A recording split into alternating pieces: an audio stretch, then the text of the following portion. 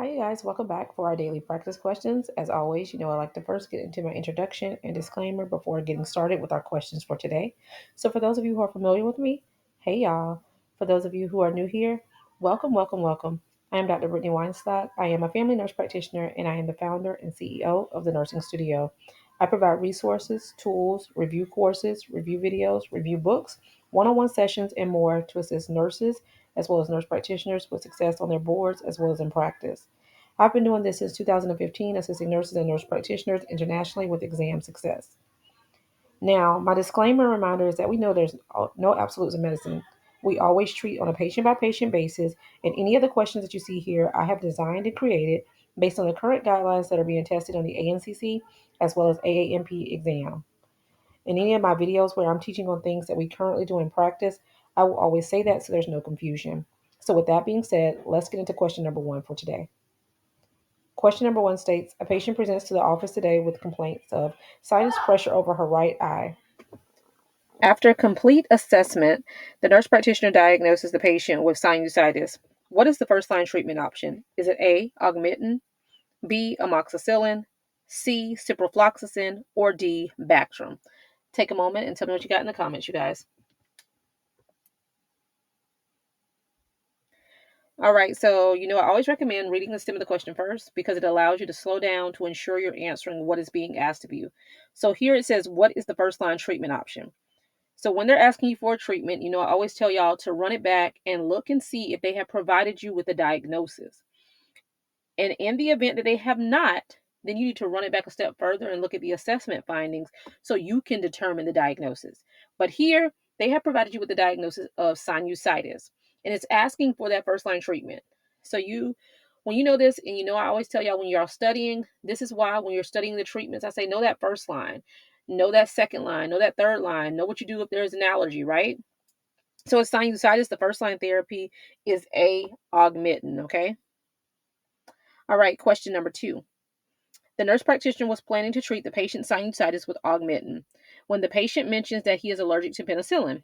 In this case, what is the best treatment? Is it A, amoxicillin, B, doxycycline, C, Bactrim, or D, ciprofloxacin?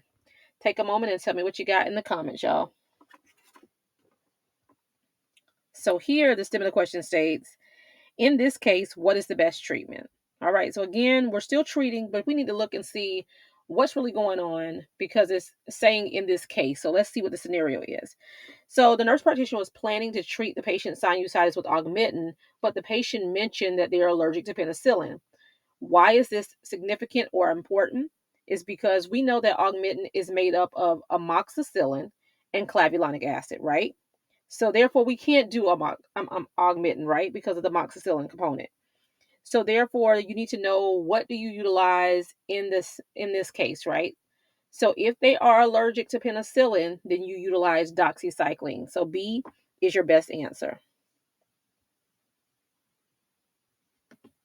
All right, question number 3.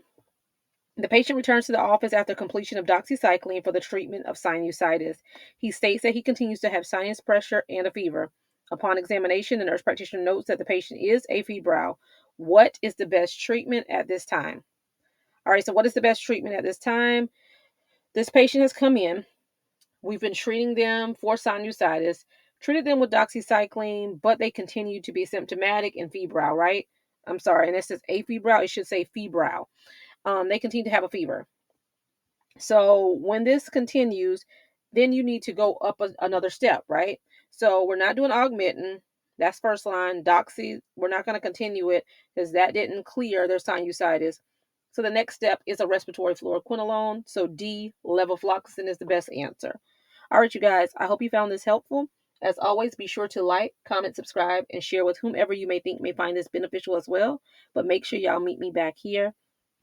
If you need any of the resources that I offer, feel free to reach out to the Nursing Studio by giving us a call at 803-400-6864. You can also shoot a text message to this number or shoot us an email at thenursingstudio1@gmail.com. The things that I do offer are my review book. You can get it in an ebook or the paperback option. They're both linked in the bio of this channel. The books are broken down by system, Each system has short and sweet version of the way that I teach in assessment, diagnosis, evaluation, and treatment. There's a second part of each system that has the interactive section where it is fill in the blank to test your knowledge over what you just reviewed. Then there's a medication list as well that's associated with that system. And then after we go through all of the systems, there are questions and rationales at the end.